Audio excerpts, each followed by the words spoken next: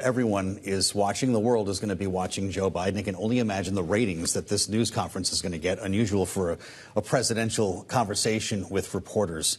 But throughout the day, Kailey and I have been talking to some of our most trusted Democratic and Republican analysts here on Bloomberg TV and radio. And the consensus has been that tonight doesn't actually matter, that this campaign is already over. Peggy, what are you hearing? I think tonight matters because it is in some ways a make or break moment for the people, those senators and congresspeople, particularly Democrats, who are trying to weigh how far and how public do we go in trying to say President Biden should step out of the race. So I think it's another data point, as we like to say at Bloomberg. So a ton of pressure on the president. But as you can see, what are we talking about tonight at the end of NATO? We're talking about Biden, whether or not he can get through a press conference. We're not talking about some of the issues that were discussed among the leaders this week, like China, like Ukraine. So I think that's another big issue that the Democrats are facing, because this is what people are talking about, and this is what people are waiting for when Biden comes out to speak.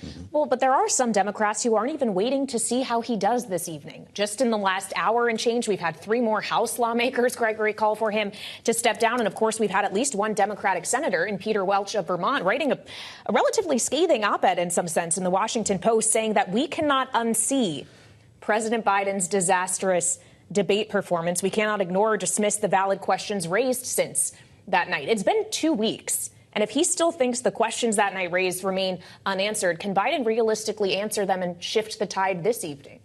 Yeah, it's been a real drip, drip, drip of bad news for the president in terms of people calling for him to step aside. You mentioned members of Congress. Perhaps the most damaging this week has been George Clooney, right, who's not a politician, but probably that's the kind of name that will break through all the sort of political chatter that a lot of people are tuning out in early July.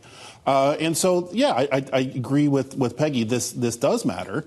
But let's also keep it in context. The names of Democrats who have called for the president to step aside at the convention, it's less than 10% of the party so far.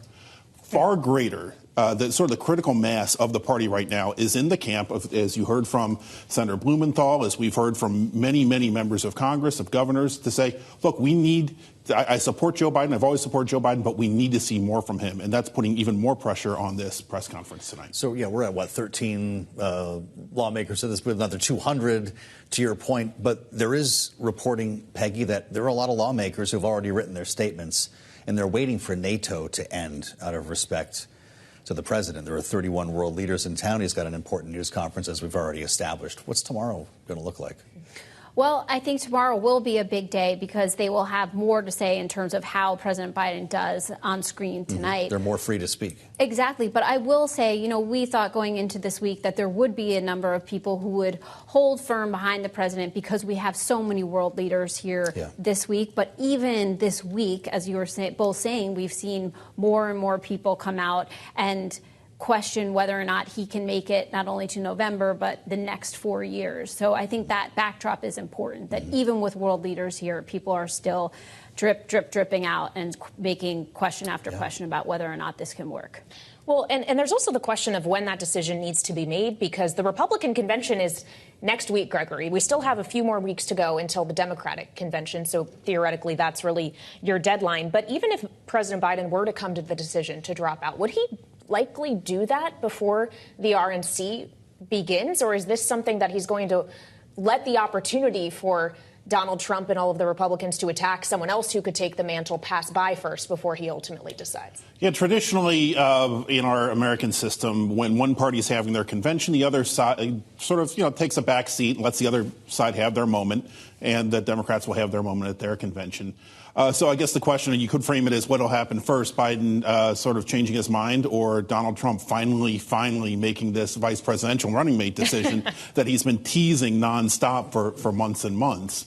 The decision has to be made soon, I would think. But there's still also the potential that Democrats will move up this decision by having that virtual roll call vote, by not waiting even to the convention, doing something in late July to sort of rip off the Band-Aid and to make clear to the world that Biden is going to be the presidential nominee for the Democratic Party, and that there's really nothing that can be done to change that, and get voters to focus on the fact that this is, as it has always been for the past couple of years, really comes down to a decision between two men who have both held the presidency and whose records voters can put side by side and have a rematch of 2020. Peggy, quickly, what's your expectation tonight? Do we get a lengthy news conference? Does he want to show his ability to have a long duration conversation, or is it about being sharp with his answers? I think it's sharp with the answers, but also not too short. I think if he comes out and only takes a couple of questions and exits stage left, as they say, that will raise too many questions about does he have the endurance. And so I think it has to at least be medium long for it to have legitimacy and for people to start to focus on the issues that they'd been talking about all this time, like the economy and immigration. We're not talking about any of those issues anymore.